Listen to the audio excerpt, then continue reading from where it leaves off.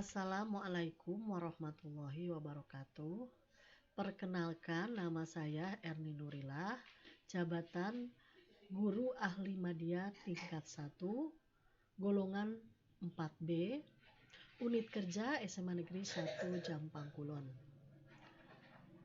Pada kesempatan ini saya akan menyampaikan sebuah materi dari bab 4 materi kelas 12 semester 1, yaitu menikmati novel. Di dalamnya terdiri dari unsur intrinsik dan unsur ekstrinsik novel. Unsur intrinsik dan unsur ekstrinsik. Unsur intrinsik dan ekstrinsik merupakan unsur penting yang diperlukan untuk menulis atau membangun karya sastra.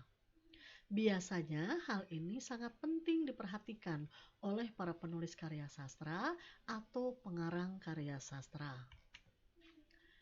Unsur intrinsik dan unsur ekstrinsik.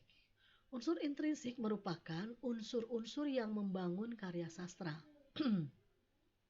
Biasanya unsur ini secara langsung membangun cerita demi cerita sehingga karya sastra terwujud. Sedangkan unsur ekstrinsik merupakan unsur-unsur yang ada di luar karya sastra. Tetapi secara tidak langsung, adanya unsur intrinsik dan unsur ekstrinsik juga memengaruhi bangunan dan struktur sistem karya sastra. Adapun unsur intrinsik terdiri dari 1 tema, 2 latar, 3 alur, 4 penokohan, 5 perwatakan, 6 sudut pandang, dan 7 amanat. Tema. Pada unsur intrinsik, salah satu cirinya adalah adanya tema.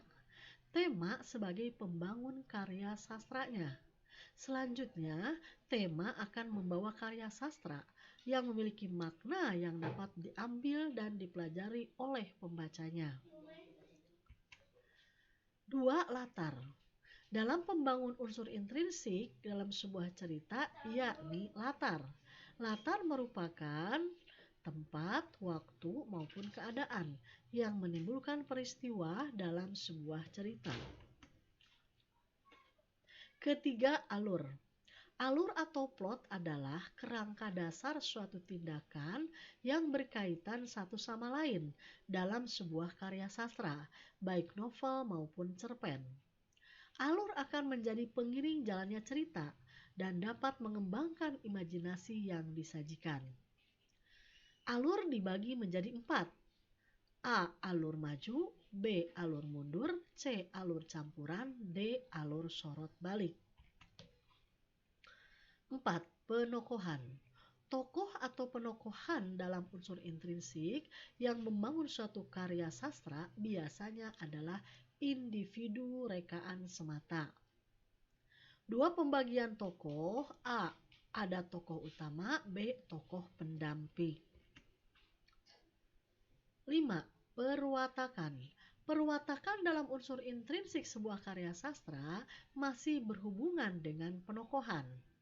Perwatakan dibedakan menjadi A. Protagonis, B. Antagonis, C. Tritagonis, dan D. Figuran. 6. Sudut pandang. Sudut pandang biasanya digunakan penulis atau pengarang untuk menyampaikan pesan dalam cerita. Di antaranya adalah A. Sudut pandang orang pertama, pelaku utama, B. Sudut pandang orang pertama, pelaku sampingan, C. Sudut pandang orang ketiga, serba tahu, dan D. Sudut pandang orang ketiga, pengamat. 7. Amanat. Dalam sebuah unsur intrinsik, amanat merupakan pesan moral atau pesan yang ingin disampaikan oleh penulis atau pengarang kepada pembaca. Amanat biasanya disampaikan secara implisit atau eksplisit. Yang kedua, unsur ekstrinsik. Terdiri dari 1. Latar belakang penciptaan karya, 2. Latar belakang pengarang, 3. Kondisi masyarakat, 4. Unsur psikologis, 5. Nilai-nilai dalam cerita. 1. Latar belakang penciptaan karya. Menjadi sebuah unsur ekstrinsik dalam karya. Tujuan dibuatnya latar belakang adalah mengaitkan maksud cerita dengan tujuan dibuatnya karya sastra tersebut. 2. Latar belakang pengarang. Unsur ekstrinsik yang satu ini biasanya berkaitan dengan kondisi sosial atau kondisi tertentu seorang penulis. 3. Kondisi masyarakat. Penulis juga mengaitkan kondisi masyarakat ketika karya dibuat.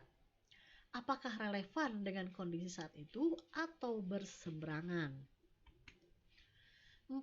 Unsur psikologis. Penulis atau pengarang juga memiliki kondisi psikologis tertentu yang dapat memenuhi bagaimana latar belakang karya tersebut. 5. Nilai-nilai dalam cerita. Unsur ini digunakan agar cerita sampai dan dapat diterima pembaca. Adanya nilai-nilai dalam cerita ini akan membangun emosi pembaca, sehingga pembaca merasa dekat dengan karya tersebut. Terima kasih, itu yang dapat saya sampaikan. Assalamualaikum warahmatullahi wabarakatuh.